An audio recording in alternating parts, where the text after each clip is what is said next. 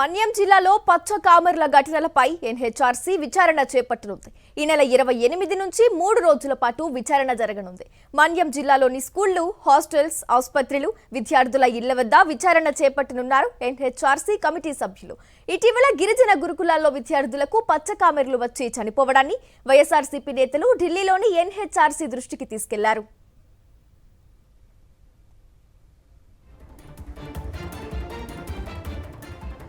అంశానికి సంబంధించి పూర్తి డీటెయిల్స్ మా కరెస్పాండెంట్ యుగంధర్ ఫోన్ ద్వారా అందిస్తారు. యుగంధర్, చెప్పండి, ఏదైతే మన్యం జిల్లాలో జరిగిన పచ్చ కామెర్ల ఘటనలపై ఎన్హెచ్ఆర్సీ విచారణ చేపట్టనుంది, దానికి సంబంధించిన అప్డేట్స్ ఏంటి యుగంధర్? గ్రేసి, ఆంధ్రప్రదేశ్ లో గిరిజన సంక్షేమ హాస్టల్లో అధ్వాన్న పరిస్థితులు, తాగునీరు కలుషితం అవ్వటం వంటి కారణాలతోటి ఇప్పటికే పార్వతీపురం మన్యం జిల్లాలో 6 విద్యార్థులు మరణించారు. 200 మందికి పైగా విద్యార్థులు పచ్చ కామెర్ల వేదనతో ఇప్పటికీ కూడా ఆసుపత్రులు, పార్వతీపురం ఆసుపత్రిలో, విజయనగరం ఆసుపత్రిలో, కేజీహెచ్ లో కూడా ట్రీట్మెంట్ పొందుతున్నటువంటి పరిస్థితి అయితే కనిపిస్తుంది. ఈ నెల 15వ తేదీ నాటికి స్కూల్ రీఓపెన్ చేయాలన్నప్పటికీ కూడాను విద్యార్థులు ఎవరు కూడా పాఠశాలకు రానటువంటి ఒక పరిస్థితి.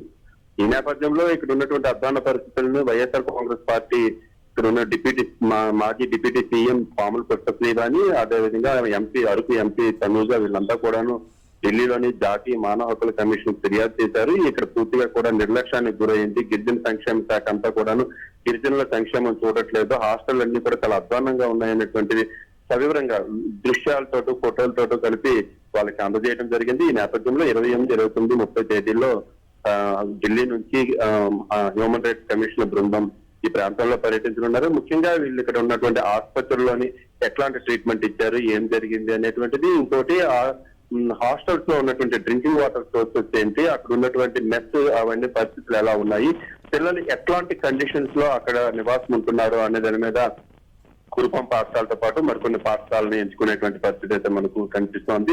మరోవైపు ఆ విద్యార్థులు ఎవరైతే మృతులు ఉన్నారో వాళ్ళ ఇళ్లకు వెళ్ళి అసలు ఏం జరిగింది, హాస్టల్లో చనిపోయారా, ఇళ్ల దగ్గర చనిపోయారా, ప్రభుత్వ ఆసుపత్రిలో చనిపోయారా, లేకపోతే ప్రభుత్వం మంత్రి చెప్తున్నట్టు వాళ్ళే నాటు మందులు తిని చనిపోయారా, ఇట్లాంటి అంశాలన్నిటి మీద కూడా వాళ్ళు కూలంకషమైనటువంటి దర్యాప్తు చేయనున్నారు.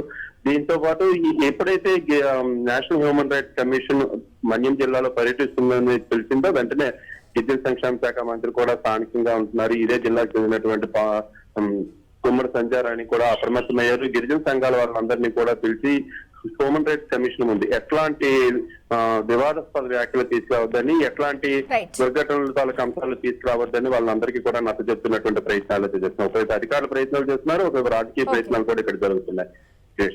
Right, thank you Yugandhar.